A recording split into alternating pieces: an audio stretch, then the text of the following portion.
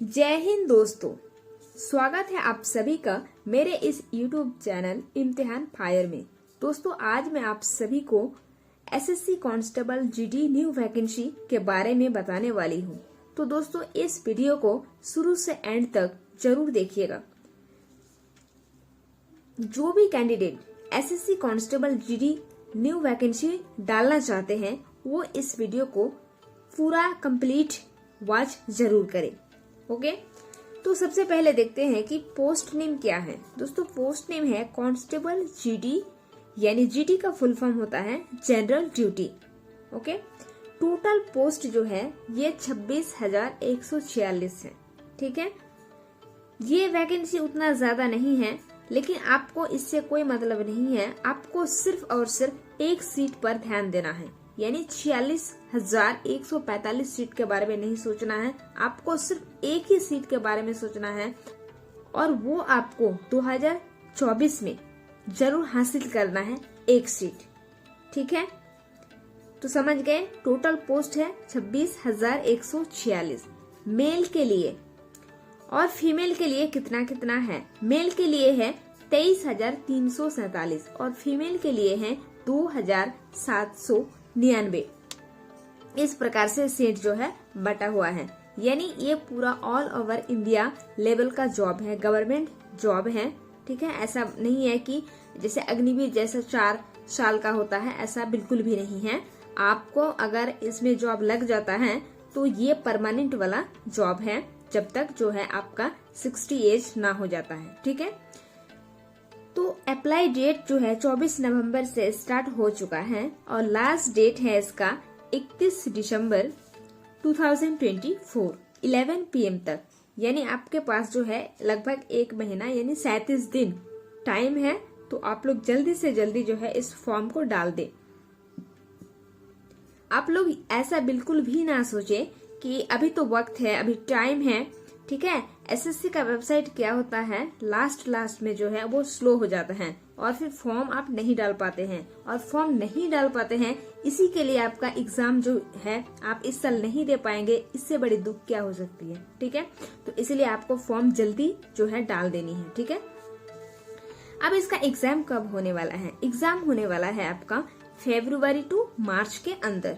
ठीक है, लगभग 20 फरवरी से स्टार्ट हो जाएगा और फिर मार्च तक ये एग्जाम जो है चलेगी। ठीक है, अगर किसी का अभी भी एसएससी जीडी आप तैयारी करना स्टार्ट नहीं किए हैं, आप 0 पर हैं, तो आप सोचते हैं कि इतना जल्दी एग्जाम हो रहा है तो क्या मेरा जो है क्लियर हो सकता है।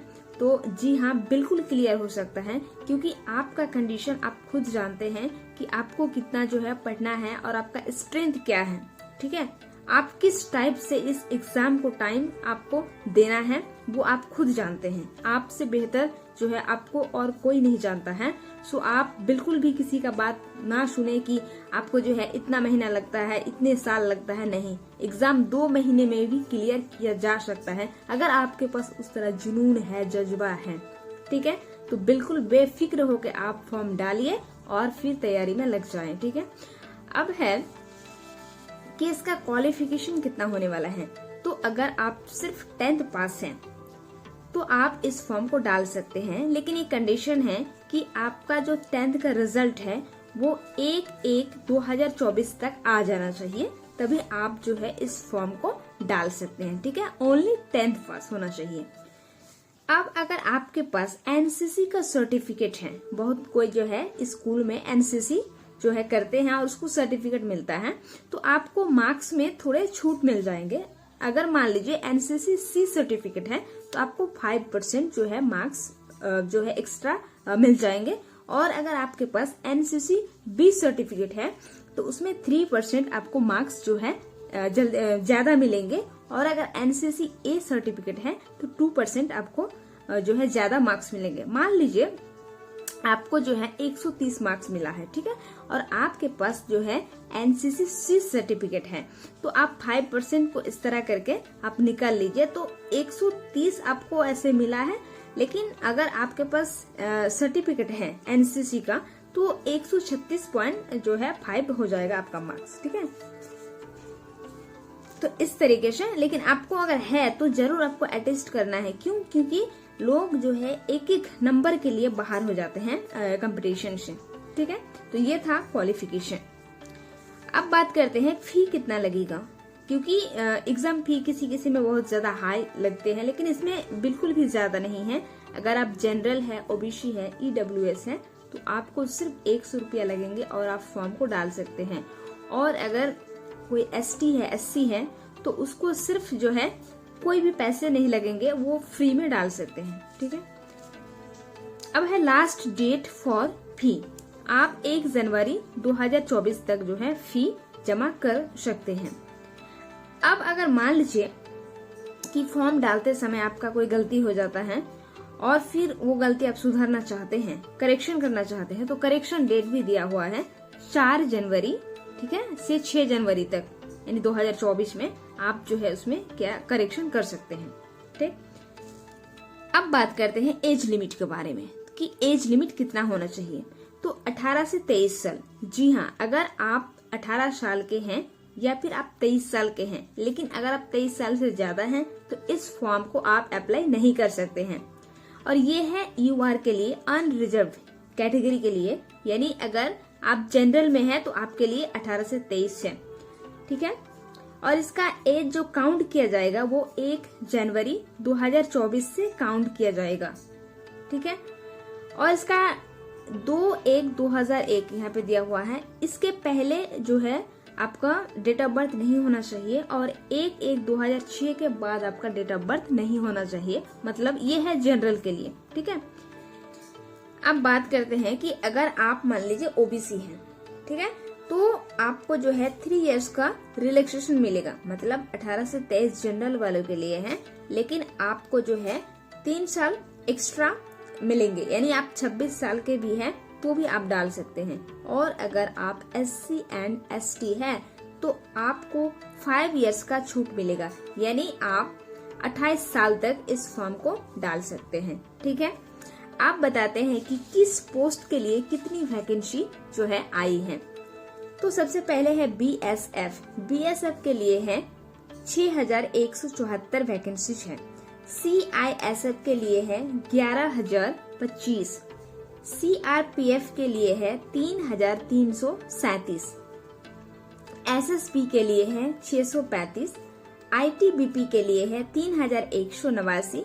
AR के लिए है 1,490। SSF के लिए है 290। तो टोटल आपका निकला है 26,146। अब मैं आप सभी को बताऊंगी कि अगर आप इस एग्जाम में सिलेक्ट हो जाते हैं तो आपको सैलरी कितना मिलने वाला है, ठीक है। तो सैलरी जो है 21,700 से 69,100 तक जो है आपको सैलरी मिलने वाली है, ठीक है। तो अच्छी खासी सैलरी है। आप जो है जी तोड़ मेहनत करिए और फिर आपको शुरू से ही इतना वेतन जो है मिल जाएगा। सिलेक्शन प्रोसेस क्या है? कुछ नहीं, बस आपको एक ही बार एग्जाम देना है, रिटन एग्जाम, वो भी कंप्यूटर बेस्ड एग्जाम होगा, ठीक है। उसके बाद फिर आपका जो प्रोसेस है वो एक होगा आपका PET और दूसरा होगा PST। PET का मतलब होता है फिजिकल एफिशिएंसी टेस्ट और PST का मतलब होता है फिजिकल स्टैंडर्ड टेस्ट, ठीक है। ये दोनों आपको जो है क्लियर करना होगा। उसके बाद आपका जो है यही आपका मेडिकल टेस्ट हो गया, फिर आपका डॉक्यूमेंट वेरिफिकेशन होगा और फिर आपका सिलेक्शन हो जाएगा, ठीक है। अब हम देखते हैं सिलेबस की जो है आप इस एग्जाम को देंगे तो इसमें कौन कौन से सब्जेक्ट जो है रहने वाला है, कितना सवाल रहने वाले हैं और कितना मार्क्स जो है रहने वाला है, इसमें नेगेटिव मार्क्स है भी या नहीं। तो सबसे तो पहले जो है आपका रीजनिंग रहेगा, यानी जनरल इंटेलिजेंस एंड रीजनिंग। इसमें आपका जो रहेगा वो 20 क्वेश्चंस रहेगा, ठीक है। उसके बाद रहेगा general knowledge and general awareness, यानी जिसको कहते हैं GK एंड GS, ठीक है। इसमें भी रहेगा 20 सवाल। फिर मैथ्स भी रहेगा 20 क्वेश्चंस, ठीक है। उसके बाद आप इंग्लिश या हिंदी रख सकते हैं एक सब्जेक्ट, ठीक है। तो ज्यादा बेहतर होगा आप हिंदी रखें, क्योंकि हिंदी उतना हार्ड भी नहीं है और इसमें सबको जो है अच्छे मार्क्स भी मिलते हैं। तो आपको मेरे हिसाब से हिंदी रखना चाहिए और इसमें भी जो है 20 सवाल रहेगा। टोटल आपका सवाल हो गया 80, 4 सब्जेक्ट में 20-20 करके 80, और फिर एक एक सवाल का 2 मार्क्स यानी 160 टोटल मार्क्स होगा आपका। 160 मार्क्स का एग्जाम होगा, और इसमें नेगेटिव जो मिलेगा, नेगेटिव नंबर भी रहेगा। मतलब अगर आपका एक सवाल गलत हो जाता है तो आपको जो है 1/4 मार्क्स काट लिए जाएंगे। ठीक है, अब टाइम कितना रहेगा? टाइम रहेगा सिर्फ 60 मिनट्स। मतलब आपको 1 घंटा में यानी 60 मिनट्स में 80 सवाल को आपको क्या करना है? सॉल्व करने हैं। ठीक है, तो उस हिसाब से आपको तैयारी करके जाना है। तो ये है सिलेबस, और डिटेल में मैं एक वीडियो में बता दूंगी कि जैसे कि यहाँ पे है रीजनिंग, तो रीजनिंग में कौन कौन से जो है सब्जेक्ट कौन कौन से टॉपिक पढ़ने हैं, और फिर जैसे जनरल नॉलेज है तो इसमें कौन कौन से टॉपिक पढ़ने हैं। वैसे आपको ज्यादा ध्यान देना है रीजनिंग में और मैथ्स में एंड हिंदी में। जीके जीएस तो ये भी आप कर लेंगे, लेकिन आपको जो है ज्यादा ध्यान देना है मैथ्स और रीजनिंग एंड हिंदी में। ठीक है, चलिए जी, आप बताते हैं कि फिजिकल जो आपका टेस्ट होगा तो फिजिकल एलिजिबिलिटी क्या रहेगा? तो मेल के लिए रहेगा आपका हाइट 170 सेंटीमीटर रहने वाला है मेल के लिए। ये जनरल के लिए है। ठीक है, ओबीसी के लिए भी है और ईडब्ल्यूएस के लिए भी है। लेकिन अगर मान लीजिए आप एसटी है तो एसटी में आपको जो है 162.5 सेंटीमीटर जो है का हाइट मांगा गया है। ठीक है, अब है आपका चेस्ट आपका रहना चाहिए मेल के लिए 80 से 85 सेंटीमीटर, और अगर आप एसटी है तो 76 से 81 सेंटीमीटर तक होना चाहिए। और अगर आप फीमेल हैं, ठीक है, तो फीमेल का हाइट होना चाहिए 157 यानी 157 सेंटीमीटर, और अगर आप एसटी हैं तो उसका जो है 150 सेंटीमीटर एसटी गर्ल्स के लिए। ठीक है, अब है रनिंग, आपको जो है दौड़ना भी है, तो 5 किलोमीटर 24 मिनट्स में आपको जो है रनिंग करना होगा। और फिर यहाँ पे है लड़कियों के लिए यानी फीमेल के लिए 1.6 किलोमीटर जो है 8.5 मिनट्स में आपको रनिंग करना है 1.6 किलोमीटर।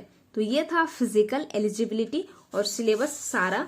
ठीक है, तो आप लोग जो है इस वीडियो को लाइक शेयर एंड सब्सक्राइब जरूर करेंगे। ठीक है, नेक्स्ट वीडियो में मिलते हैं। Thank you so much.